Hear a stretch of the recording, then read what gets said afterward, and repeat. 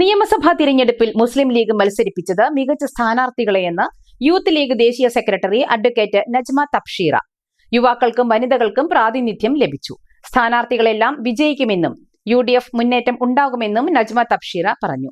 വിവിധ മണ്ഡലങ്ങളിൽ നജ്മ തബ്ഷീറ UDF തിരഞ്ഞെടുപ്പ് പ്രചരണ പരിപാടികളിൽ പങ്കെടുത്തിരുന്നു. ഈ പ്രാവശ്യം ലീഗ് മുന്നോട്ട് വെച്ച എല്ലാ സ്ഥാനാർത്ഥികളും ഏറ്റവും ഗംഭീരമായിട്ട് ആ മണ്ഡലത്തിനും നാടിനും നിയമസഭയ്ക്കും അനുയോജ്യരായിട്ടുള്ള സ്ഥാനാർത്ഥികളാണ്.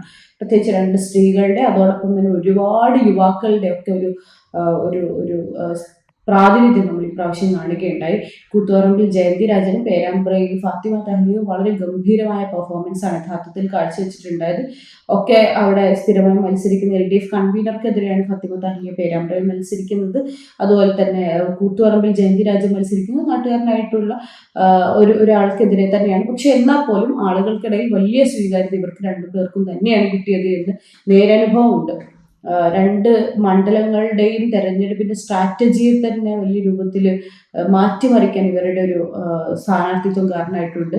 ഉറപ്പായും 2 വിജയമുള്ള സീറ്റുകൾ തന്നെയാണ്. 2 ജനങ്ങൾ ഏറ്റെടുത്തിട്ടുണ്ട്. പാർട്ടിക്കാര് എന്നതിനപ്പുറത്തേക്ക് സാധാരണക്കാരായ ജനങ്ങൾ ഏറ്റെടുത്ത സ്ഥാനാർത്ഥിത്വവും പൊളിറ്റിക്സാണ്, രാഷ്ട്രീയമാണ് ഇരുവരുടെയും. അവർ വിജയിക്കുമെന്ന് ഉറപ്പാണ്. അതോടൊപ്പം തന്നെ മുസ്ലിം ലീഗിന്റെ എല്ലാ സ്ഥാനാർത്ഥികൾക്കും വിജയപ്രതീക്ഷ തന്നെയാണ്.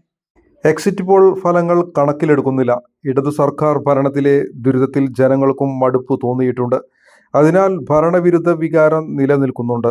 UDF മുന്നേറ്റം ഉണ്ടാകുമെന്നും നജ്മ തബ്ഷീറ പറഞ്ഞു. മനസ്സിലാക്കുന്ന ഒരു കാര്യം, കേരളത്തിൽ കൃത്യമായിട്ടൊരു മടുപ്പ് മനുഷ്യന്മാർക്ക് വന്നിട്ടുണ്ട് എന്നുള്ളതാണ്. ഭരണവിരുദ്ധ വികാരം ഉണ്ടോ ഇല്ലയോ എന്നൊക്കെയുള്ള ചോദ്യത്തിന് ആളുകളുടെ ആ ഒരു ഇമോഷൻ മറുപടി അറിയുന്നുണ്ട്. ഭയങ്കരമായ ഒരു മടുപ്പുണ്ട്. ഇങ്ങനൊരു ഭരണരീതി അല്ല യഥാർത്ഥത്തിൽ കേരളത്തിന് വേണ്ടത് എന്ന് കൃത്യമായിട്ട് അറിയാം.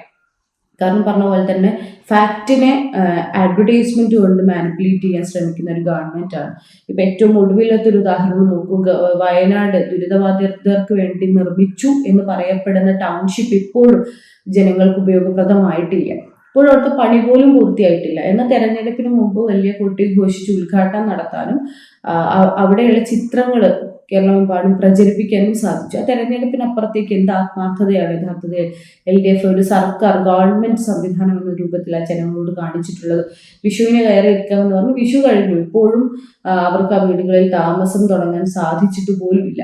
അത്തരത്തിൽ ഏറ്റവും അടിത്തട്ടിലുള്ള വിഷയങ്ങൾ ജനങ്ങൾ മനസ്സിലാക്കുന്നുണ്ട് എന്നത് തന്നെയാണ് നമുക്ക് മനസ്സിലാക്കാൻ പറ്റിയ കാര്യം. പ്രത്യേകിച്ച് വൈദ്യുതിയുടെ സാധനങ്ങളുടെ ഒക്കെ വിലക്കയറ്റം, അതുപോലെ തന്നെ പെർമിറ്റ് ഫീ ഉയർത്തിയത്, ഇതൊക്കെയാണ് സാധാരണക്കാരനെ ഏറ്റവും അധികം ബാധിക്കുന്ന കാര്യങ്ങൾ. അല്ലാതെ പറയുന്ന പോലെയുള്ള മറ്റ് പരസ്യങ്ങളോ കാര്യങ്ങളോ ഒന്നുമല്ല. അവരുടെ ജീവിതത്തെ സ്വാധീനിച്ച് കുറെ തെറ്റായി സ്വാധീനിച്ച് അല്ലെങ്കിൽ ബുദ്ധിമുട്ടായി ആക്കിയ കുറെ തീരുമാനങ്ങൾ കഴിഞ്ഞ കാലങ്ങളിൽ ഉണ്ടായിരുന്നു. അതിൽ നിന്നൊരു മാറ്റം ജനങ്ങൾ ആഗ്രഹിക്കുന്നുണ്ട്. ആ മാറ്റം നമുക്ക് സ്വാഭാവികമായിട്ടും അവരുടെ വോട്ടിലും അതുകൊണ്ട് തന്നെ ഈ നല്ല റിസൾട്ടിലും കാണാം എന്ന് ഉറപ്പാണ്.